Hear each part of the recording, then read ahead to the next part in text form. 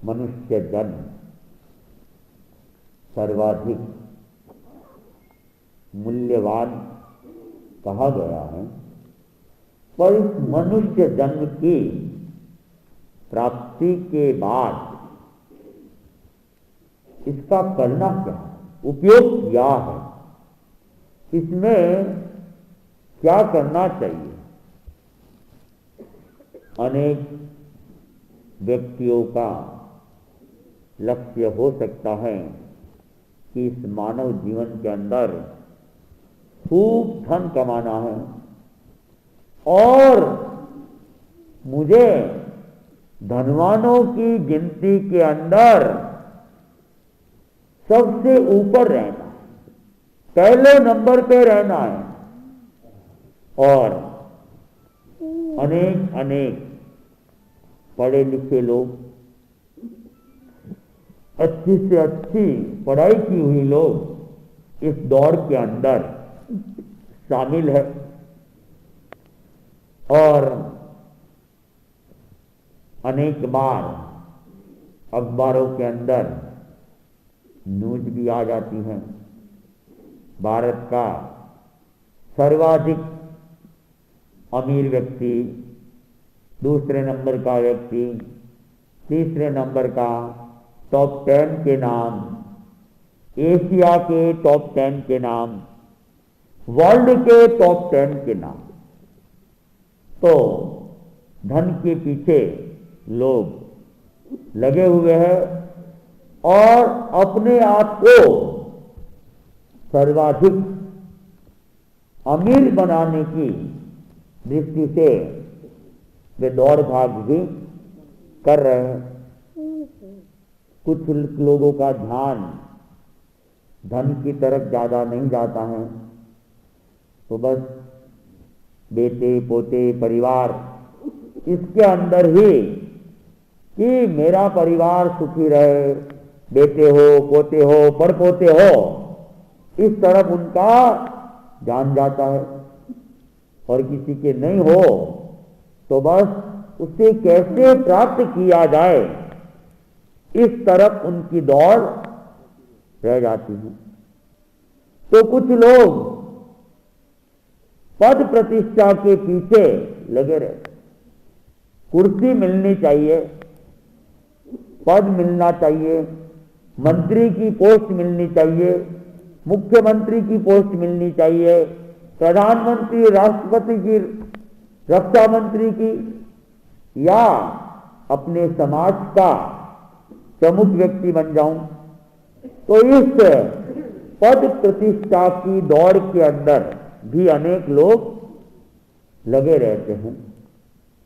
और कुछ व्यक्तियों का पद से भी व्यामोह नहीं होता है, लेकिन नाम, बस मेरा नाम होना चाहिए, चारों तरफ मेरा नाम होना चाहिए।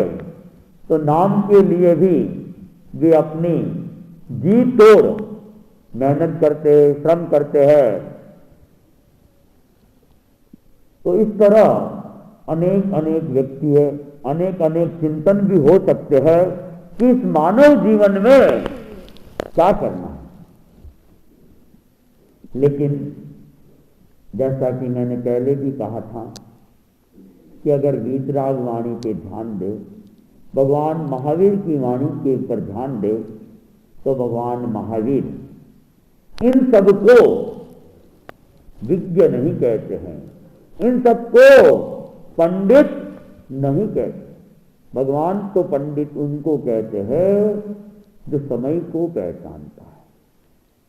हनम जानाई पंडित, जो समय को, अवसर को जानता है। यह मनुष्य जन्म, और इसमें अगर कोई सबसे मूल्यवान है तो जन्म से लगाकर मृत्यु के बीच में हमें जो जीवन जीने का समय मिला है, वह समय मूल्यवान है। और इस समय को जो पहचान लेता है और इस समय का जो सदुपयोग कर लेता है, वही मानव जीवन का लाभ उठा सकता है। और जिसने समय की उपेक्षा कर दी, जिसने समय को प्रमाद में खो दिया, वो समय को ही नहीं खोता है, वो अपने बहुमूल्य मानव जीवन को भी खो रहा। और कहते हैं कि बचपन तो हमारा बीत चुका है और जवानी वह भी बीत रही है, और बुढ़ापा वो तो आतुर है कि किस प्रकार और कितना जल्दी में व्यक्ति के तन मन में प्रवेश कर जाए। तो जो ये जवानी का समय है, युवावस्था का समय है, ये वास्तव में कुछ करने का समय है। और अगर इसमें कुछ नहीं किया तो फिर कहते हैं पश्चाताप ही हाथ लगने वाला है, क्योंकि यह जाने के बाद वापस नहीं आता। एक छोटी सी घटना आती है, घटना भी हो सकती है, कहानी भी हो सकती है। राजा भोज, आप लोगों ने सबने नाम सुना होगा। राजा भोज धारा नगरी का राजा था, प्रजावत्सल राजा था, और प्रजा हित का उसको चिंतन रहता था। दुनिया में अनेक अनेक राजा महाराजा बन गए, लेकिन बहुत कम राजा ऐसे हैं जिनका नाम आज भी चलता है। अनेक राजा महाराजा उन्होंने तो बस केवल राजसी सुख भोग में ही अपना समय व्यतीत कर लिया। उन्हें प्रजा से कोई लेना देना भी नहीं, अपनी सुख सुविधाओं की चिंता। लेकिन कुछ कुछ राजा ऐसे भी हुए जिन्होंने अपने सुख सुविधा का नहीं बल्कि प्रजा की सुख सुविधा का ध्यान दिया, और ऐसे राजा महाराजा प्रजा की समस्याओं को जानने के लिए अनेक अनेक प्रकार के प्रयत्न करते थे, और अनेक बार तो खुद वेश बदलकर दिन में अथवा रात में नगरी में भ्रमण करते थे और लोगों की समस्या को खुद जानने का प्रयास करते थे और उन समस्याओं को मिटाने का भी प्रयास। उन्हीं राजाओं में धारा नगरी का राजा भोज भी आता है। आज भी लोगों के मुख पर उनका नाम है तो उनकी उदारता, प्रजावत्सलता, विद्वत्ता, दानवीरता के कारण है। तो एक बार राजा भोज अपने मंत्री माघ पंडित के साथ वेश बदलकर नगरी में घूम रहा था। दिन का ही समय था और उन्होंने देखा एक वृद्धा मां वृद्धावस्था के कारण से उसकी कमर झुक चुकी थी, गर्दन भी झुकी हुई थी और वह चल रही थी। राजा भोज ने देखा। राजा भोज के मन में मजाक करने की इच्छा। राजा था तो क्या हुआ, था तो मनुष्य ही। तो उसके मन में मजाक की इच्छा हुई और उसने अब उस वृद्धा से प्रश्न कर दिया कि अधः पश्यसि किम विद्ये किंचते पतितं भुवि, कि मां तुम इतनी झुककर क्यों चल रही हो, क्या देख देख के चल रही हो, क्या तुम्हारी कोई वस्तु खो गई है। हालांकि वो जान रहा था कि झुकी हुई तो क्यों है, वृद्धावस्था के कारण से, फिर भी मजाक करने के लिए पूछ लिया, कैसे झुक के क्यों चल रही हो, क्या तुम्हारी कोई वस्तु खो गई है?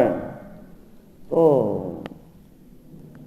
वो बूढ़ी माँ, उसने सिर उठाया, दोनों को देखा और कहा, बेटे वस्तु मत कहो, मेरा तो अमूल्य रत्न खो गया है और इस जीवन में दोबारा वह मिल नहीं सकता है। तो राजा भोज ने देखा, वृद्धावस्था है, आंखें कमजोर है, इसका रत्न खो गया है, मिल नहीं रहा होगा। तो राजा भोज भी इधर उधर देखने लगा, मिल जाए तो मां की समस्या का हल हो जाएगा। उधर मां पंडित को भी संकेत किया, भाई तुम भी देखो, मां जी का वो रत्न मिल जाए। तो उन लोगों ने नजरें दौड़ाई थोड़ी देर, लेकिन कहीं कुछ मिला नहीं। तो वह मां पंडित बोला कि माता उसको छोड़ो, अब रत्न को, हमारा राजा जो है बड़ा उदार है और प्रजा हितैषी है, मैं उन्हें कह के, ये नहीं कहा यही है राजा को, मैं उन्हें कह के तुम्हें दूसरा रत्न दिलवा दूं। तब वह जो वृद्धा थी वह कहती है, लगता है तुम भी मेरी तरह ही मूर्ख हो। और पंडित माघ ने देखा, रही ये क्या हो गया, पूरा धारा नगरी तो मुझे बुद्धिमान मानती है और मेरी बुद्धि के चर्चे तो केवल धारा नगरी नहीं बल्कि आसपास के राज्यों में घूमते हैं। और ये बूढ़ी मां ये मुझे मूर्ख साबित कर रही है। अरे ऐसा क्या हो गया? तो उसने कहा, मां ऐसा मैंने क्या कर दिया? कि अरे मोर न जानासी गतम तारुण्य भक्तिम, कि मेरा वह रत्न क्या है? मेरा वह रत्न तो मेरी जवानी थी, मेरा यौवन था। क्या तुम्हारा राजा मेरी वह जवानी लौटा सकता है क्या? और तुम मुझे आज पूछ रहे हो, कुछ वर्षों बाद तुम्हारी भी यही स्थिति होने वाली है, तुम्हारी बुढ़ापा घेर लेगा और लोग तुम्हें भी यही पूछेंगे, तुम क्या जवाब दोगे? अब राजा भोज और मां पंडित करने से आए मजाक, लेकिन उनकी खुद की मजाक हुई, वे खुद निरुत्तर हो गए और उनको एक सबक मिल गया कि वास्तव में इस वृद्धा ने समय की बात कह दी कि ये जवानी जाने के बाद में फिर आने वाली नहीं है, जो बीत गई है वो लौट के नहीं आएगी। और फिर भी कहते हैं व्यक्ति इसके समय पे ध्यान नहीं देता है, चिंतन नहीं करता है। और कहा भी गया है कि व्यक्ति जब युवावस्था होता है, जोश में होता है और होश भूल जाता है और अपने जवानी को मौज मस्ती में, ऐसो आराम में, खाने पीने में, बस उसी में लगा लेता है, घूमने फिरने में लगा लेता है। और अभी अभी तो 31 दिसंबर और कल 1 जनवरी का समय गया है और शायद देखा गया है कि 31 दिसंबर है, 1 जनवरी है, इसलिए बस मौज मस्ती करने के लिए, घूमने फिरने के लिए अनेक लोग इधर उधर जो पिकनिक स्पॉट्स वगैरह है वहां चले जाते हैं। जो विवेकी व्यक्ति हैं, समझदार व्यक्ति हैं, समय के मूल्य को पहचानने वाले हैं, वे इस समय को त्याग तपस्या में, उपवास में, आइंबिल में, जप में, स्वाध्याय में इस तरह व्यतीत करते हैं और वे ये कल्पना करते हैं कि नया वर्ष जैसा आज का दिन धर्ममय बीते वैसा ही पूरा मेरा वर्ष भर भी धर्ममय बीत जाए। इस संकल्प के साथ भी अनेक लोग अपने वर्ष की शुरुआत करते हैं और जिनको समय का बोध नहीं है तो फिर उनका समय तो कहते हैं कि कैसे जाना है, बस मौज मस्ती के अंदर ही जाना है। और कवि ने कल्पना भी की कि ये जवानी का जो समय होता है वो लोगों के बुद्धि के ऊपर एक तरह से आवरण ही डाल देता है और अनेक लोग भौतिक चकाचौंध में ही अपने जीवन को चमकाने का चिंतन करते हैं। एक कवि ने भी कहा है, सावन में मरुस्थल भी चहक जाते हैं, सावन में मरुस्थल भी चहक जाते हैं और बसंत में पतझड़ भी महक जाते हैं। इस उम्र को दोष न दो यारो, इस उम्र को दोष न दो यारो, इस उम्र में अक्सर लोग बहक जाते हैं, इस उम्र में अक्सर लोग बहक जाते हैं। तो जवानी का जो समय है अनेक बार भटका भी देता है, लेकिन जो सजग रहने वाले हैं वे इस भटकने के रास्ते को त्याग देते हैं, छोड़ देते हैं, सावधान रहते हैं और समय का सदुपयोग करने का वे जी तोड़ प्रयत्न भी करते हैं। और कहा भी है कि धर्म कर दुनिया में गाफिल, ये जिंदगी फिर कहां। धर्म कर दुनिया में गाफिल, ये जिंदगी फिर कहां। और ये जिंदगी भी रही तो ये जवानी फिर कहां, जिंदगी भी रही तो ये जवानी फिर कहां। तो मनुष्य जीवन हमें मिला है और ये यौवन भी मिला है और यौवन का समय ही महत्वपूर्ण समय है। अगर इस समय सब पुरुषार्थ कर ले तो मानव जीवन का सार निकल सकता है। और यौवन को अगर व्यर्थ खो दिया तो फिर बुढ़ापा कोई उपयोगी बन जाएगा, कम संभावना ही रहती है।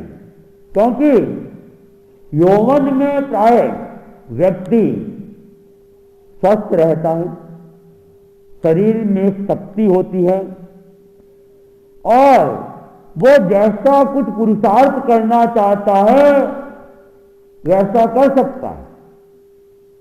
बुढ़ापे में वह सब कम संभव है। भगवान महावीर भी कहते हैं, जरा जाव न पीले वाई जाव न वद्धई, जाविंद्या न हायंती ताव धम्मम समाये रे। कि धर्म कब तक करना चाहिए कि जब तक बुढ़ापा नहीं आ जाए। जरा जाव न पीले ही, जब तक बुढ़ापा पीड़ित नहीं करे तब तक धर्म करना है। वायु जाव न वद्धई, जब तक इस मनुष्य शरीर के अंदर व्याधि का, बीमारी का प्रवेश नहीं हो जाए तब तक तुम धर्म कर लो। क्योंकि बीमारियां आने के बाद सारा ध्यान बीमारी की तरफ रहेगा, मन एकाग्र नहीं हो पाएगा, शरीर एकाग्र नहीं हो पाएगा और काया की स्थिरता, मन की स्थिरता के बिना धर्म भी नहीं कर सकोगे। और जाविद्या न हायंती, कि जब तक हमारी ये इंद्रिया है ये कमजोर नहीं पड़ जाए तब तक क्या कर लो, धर्म की साधना कर लो। इंद्रिया कमजोर हो गई तो फिर कहते बैठ नहीं सकते, खड़े नहीं रह सकते हैं, कैसे करें। अनेक लोगों के सामने ये परिस्थितियां है, हम लोग कहते हैं कि बैठ भी नहीं पाता हूं, स्थिरता भी नहीं रहती है, खड़ा भी लंबा नहीं रह सकता हूं, मैं कैसे करूं धर्म की आराधना। इसीलिए भगवान कहते हैं कि बुढ़ापा, बीमारी और शरीर की कमजोरी आए उससे पहले पहले धर्म की साधना कर ली जाए तो ये मनुष्य जीवन इसका सदुपयोग हो सकता है। तो भगवान महावीर भी यही कहते हैं कि इस मनुष्य जीवन में अगर कुछ महत्वपूर्ण है तो इस जीवन को जीने के लिए हमें जो समय मिला है वह समय महत्वपूर्ण है, और उस समय का हम उपयोग करते हैं, सदुपयोग करते हैं या दुरुपयोग करते हैं। सदुपयोग करेंगे जीवन उच्चता की दिशा में आगे बढ़ जाएगा, और अगर जीवन का सदुपयोग नहीं करेंगे तो फिर हम निम्नता की दिशा में, दुर्गति की दिशा में आगे बढ़ जाएंगे। तो 2025 का ये वर्ष अभी अभी चालू हुआ है। कल भी मैंने कहा था किसी संकल्प के साथ हम इस दिन का, इस वर्ष का प्रारंभ करें और इस वर्ष को हम अपने मनुष्य जीवन के लिए कैसे श्रेष्ठतम बना सकते हैं इस पर हम ध्यान केंद्रित करें और पूरा वर्ष हमारा अध्यात्ममय हो, विकासमय बने। इन्हीं भावनाओं के साथ ओम अरहम।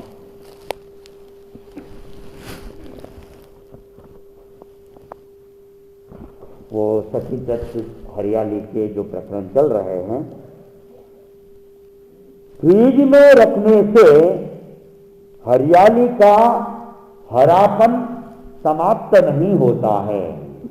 अनेक लोग आते हैं कि महाराज इतने दिनों से तो आलू प्याज है वो फ्रिज में पड़े हैं, केले फ्रिज में पड़ी है, एप्पल फ्रिज में पड़े हैं, तो अब वो इतने दिन हो गए क्या अभी भी हरियाली नहीं है, क्या वो सूखा माना जाए। और अनेक लोग मानते भी है। अनेक बार मेरे सामने भी प्रश्न आए, लेकिन हो सकता है किसी परंपराओं के अंदर ऐसा मानते हो, लेकिन अपनी परंपरा के अंदर फ्रिज में रखने मात्र से हरियाली का हरापन खत्म नहीं होता है। वह चाहे 10 दिन रह जाओ, चाहे 20 दिन रह जाओ, हाँ? और कुछ कुछ चीजें तो फ्रीजर के अंदर रख ली जाती है, साल भर भी वह रह जाती है, तो उससे भी हरापन खत्म नहीं होगा। दोस्त लगेगा हरियाली दोस्त लगेगा फ्रिज में रखने को। हाँ, वो तो रखना ही है। अब फ्रिज में रख रहे हो वो तो सारी सावध्य क्रिया ही है, आध्यात्मिक क्रिया तो है ही नहीं। लाइट भी जलेगी और दूसरी चीजें भी उसमें टच भी होगी, हिलेगी धुलेगी, सच्ची तो ठंडी होगी तो दोस्त लगेगा। हाँ, उनको भी पीड़ा होगी तो वो भी दोष लगेगा। नमक मिर्च लगाए हुए दारिम के दाने, कैरी का कुत्ता छुंदा, बिना उबली सब्जी का रायता, चमका तथा बिना उबले प्याज की चटनी को सचित माना जाए। कई बार क्या दालिम के ऊपर लगा देते हैं, नमक मिर्च लगा देते तो अब, लेकिन ऐसा नहीं है। दालिम के ऊपर नमक मिर्च लगाने से वह अचित नहीं होती है। या कैरी का कोई कुत्ता भी है तो उसमें भी नमक मिर्च मिल गए तो उससे भी, जो कच्ची कैरी है वह सचित ही है। और रायता वगैरह बनता है तो उसके अंदर बिना उबली हुई कोई आल वगैरह भी डालते हैं, धनिया भी डाल देते हैं, मिर्ची भी डाल देते हैं, या और कोई हरियाली चीज, अनार वगैरह के दाने भी डाल देते हैं, तो वे सब सचित ही है, अचित नहीं है। और प्याज की चटनी वगैरह भी बनाते हैं, अगर वो उबले हुई नहीं है तो प्याज को भले ही कितना ही घोट घोट के बना दो, वह प्याज का रस भी सचित की कोटि में ही आता है। जमीकंद तो ही है, जमीकंद तो ही है, सचित भी है। काटने मात्र से, पीसने मात्र से वो अचित नहीं हो रही है। लहसुन की चटनी जिसमें अन्य पदार्थ पर्याप्त मात्रा में मिले हुए हो, तो मिलने के 12 मिनट बाद अचित मानी जाए। लहसुन की वगैरह चटनी मिलाते हैं तो उसमें दूसरे जैसे धनिया भी मिला लेते हैं, मिर्ची भी मिला लेते हैं, नमक, कई चीजें अगर मिले हुए हैं तो अनेक चीजों के मिलने से वो अचित हो सकती है, लेकिन 12 मिनट तत्काल उसे अचित नहीं माना जाए। 12 मिनट बाद जिनके सचित के त्याग है वह उसे 12 मिनट बाद अचित माने। अनंतकाय अदरक, प्याज, गाजर आदि का रस दूसरी वस्तु भले ही अनंतकाय हो, लगभग आदि आदि मिलाने के 12 मिनट बाद अचित मानी जाए। अनंतकाय का कोई रस है तो उसमें दूसरे अनंतकाय का अथवा वनस्पति काय का, अनंतकाय तो नहीं है लेकिन वनस्पति है साथ, तो उसमें भी अगर आधा आधा मिला हुआ है तो आधा आधा मिलने के बाद में वो अचित हो सकता है, लेकिन कम से कम 12 मिनट। जैसे अनेक लोग गाजर का रस निकालते हैं और उसके अंदर टमाटर का रस मिला लेते हैं, अगर वो लगभग आधा आधा मिला हुआ है तो 12 मिनट के बाद में वह अचित उसको मान सकते हैं। जिनके सचित के त्याग है 12 मिनट के बाद में वे उसका उपयोग करें तो कोई आपत्ति नहीं, लेकिन तत्काल ही बनाया और तत्काल तो उसको सचित ही मानेंगे। लौकी, खीरा, ग्वारपाठा, आंवला और हरा टमाटर आदि साग की कोटि में आने वाले पदार्थों का रस सचित माना जाए। आल का रस वगैरह निकालते हैं ना, लौकी, खीरा, ये एक ही बात है। ग्वारपाठा का रस है, आंवले का रस है, हरे टमाटर का रस है। लाल टमाटर का तो पका हुआ टमाटर होता है तो रस निकलने के बाद वो पक्का है, लेकिन जो कच्चा टमाटर है उसका जो रस है वह सचित ही माना जाए। उसमें पर्याप्त मात्रा में चीनी मिला दी जाए अथवा 2 साग के रस लगभग आधे आधे मिले हुए हैं तो फिर वो अचित हो सकते हैं, लेकिन वो भी 12 मिनट के बाद ही उसे अचित माना जाए। हाँ, हरे आंवले जो होते हैं ना, हरी चीज है उसको सचित ही मानी हुई है। पपीता है, पपीता पका हुआ पपीता है, उसका रस है पके हुए पपीते का, वो तो अचित, लेकिन कच्चे पपीते का रस है वो सचित। वैसे ही टमाटर है, पका हुआ टमाटर है, लाल टमाटर है, उसका रस तो अचित, लेकिन हरा टमाटर है उसका रस सचित। वैसे ही हरा आंवला है, उसका रस अगर उसमें दूसरी चीज नहीं मिली है तो वह सचित ही है।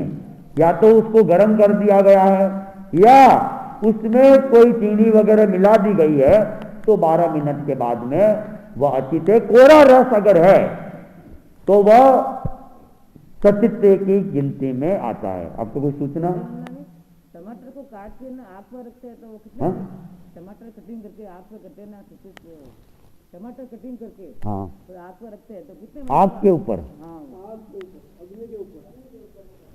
वो कटिंग कोई कढ़ाई वगैरह भी तो हाँ, हाँ तो तक करना पड़ता है वो। अगर वो तेज गरम है, मान लो कढ़ाई अगर तेज गरम है, तपी हुई है एकदम, तो भले उसको आगे पीछे करने के बाद में भी वह हो जाएगा अच्छी। लेकिन हाँ, ऐसे कोई टाइम का कोई निर्धारण नहीं है, उसको पूरा जलाने की भी जरूरत नहीं है। और जो थोड़ी सी आग लगती है कि वो तो भाई अब करने वाले पर डिपेंड है। अगर वो तेज गरम है मान लो, तो हमारी अंगुली अगर उसमें लग जाए, हमारी अंगुली, और हम अगर कंपाइमान हो सकते हैं, अगर तेज तवा भी है, मान लो आपने खाना बना लिया और एकदम तपा हुआ है, हमारी अगर अंगुली स्पर्श हो जाए और हमारा पूरा शरीर अगर हिल जाए, तो वो बेचारे तो कॉमन शरीर होते हैं, और या टमाटर दोनों, वो कोई भी हो, आदमी अगर हिल सकता है तो उनका शरीर तो बहुत कोमल है, समझे ना, उनका शरीर तो बहुत कोमल है, अर्चित हो जाए उसमें संदेह नहीं है, समझे ना।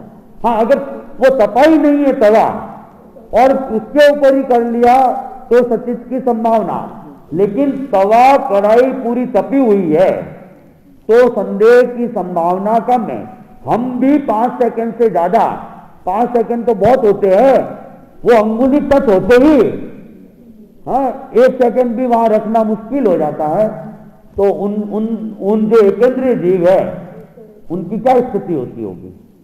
और हमारी वो 1 सेकंड के लिए भी हिल जाए तो 10 मिनट तक तो शायद पूरा शरीर हो सकता है कंपाइमान रह जाए, समझो ना।